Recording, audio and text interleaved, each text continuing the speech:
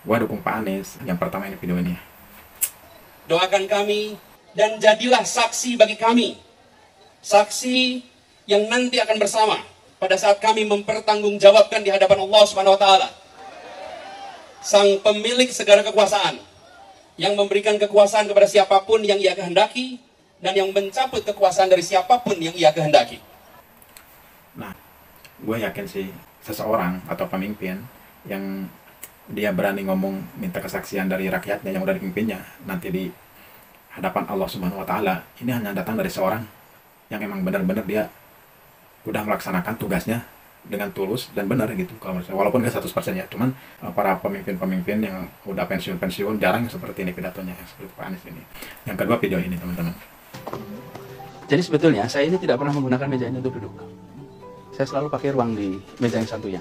Kenapa? Karena meja ini itu membuat kalau duduk ada strata. Yang duduk di depan inferior, yang duduk di sini superior. Tapi kalau pakai meja diskusi itu setara. Jadi meskipun saya duduk dengan kepala dinas, kepala biro, sekda itu setara. Tapi kalau duduknya di sini itu seperti menghadap loh. Jadi saya praktis nggak pernah pakai meja ini. Jadi meja ini cuma meja untuk simpan atau untuk tanda tangan. Nah, di video ini gue salut banget sih, gue terharu juga. Dia ngomong punya kursi jabatan gubernur, tapi kalau ada sesuatu yang didiskusikan dia memilih di ruangan lain yang duduknya sama rata gitu. Dia mengedepankan kesamaan. Jarang-jarang juga sih pemimpin yang berpikir seperti itu. Kadang kan ego pemimpin itu tinggi, wah gue pemimpin nih. Nah, terus yang ketiga video ini nih. Ada satu perusahaan itu sudah memberikan kewajiban pada kita setoran itu 500 miliar dalam bentuk bangunan-bangunan. Ya teman-teman bisa hitung lah. Kalau memberikannya aja 500 miliar, kira-kira skala bisnisnya dan keuntungannya berapa? Raksasa. Tapi saya diberi amanat ini oleh rakyat, itu bukan untuk gentar pada kekuatan uang, tapi untuk melaksanakan semua yang menjadi ketentuan. Dan saya ingin kirimkan pesan pada semua, jangan pernah coba-coba rupiahkan otoritas ini. Otoritas ini tidak untuk dirupiahkan dan saya tidak berencana untuk berkompromi dengan rupiah. Berapapun besar ukuran Anda, bila Anda tidak taat pada aturan, saya akan hadapi dan saya akan disiplinkan.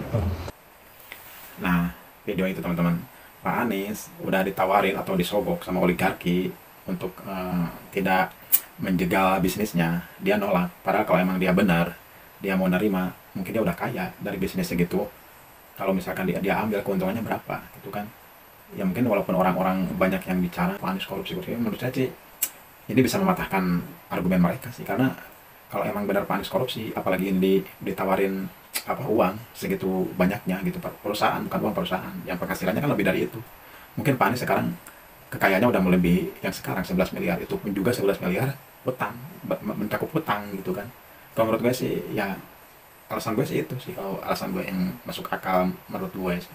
Ya selebihnya kan kinerja Pak Anies itu yang sering ditampilkan sama teman-teman ya, karena mungkin banyak gosip-gosip atau fitnahan terhadap Pak Anies, justru malah makin banyak bermunculan kebaikan-kebaikan Pak Anies yang menjadi counter fitnahan tersebut gitu. Yang menurut gue sih itu teman-teman ya. Mudah-mudahan kalian bisa menyikapi dengan hati yang jernih atau pemikiran yang sehat. Kalau kalian rakyat biasa, kalian membenci Pak Anies, mending kalian tobat deh. Mending kalian tobat asli, karena terpengaruh dengan video-video hoax atau video-video yang dikasih buzzer. Kalian dengan tobat sih. Kalau memang kalian nggak mau milih Pak Anies, ya kalian jangan ikut membenci. Mending kalian tampilkan kebaikan-kebaikan capres kalian, biar ada referensi buat orang lain untuk milih capres kalian gitu. Kalau menurut gue sih itu sih, kalau menurut gue ya. Oke teman-teman, salam akal sehat, salam akal waras, salam perubahan.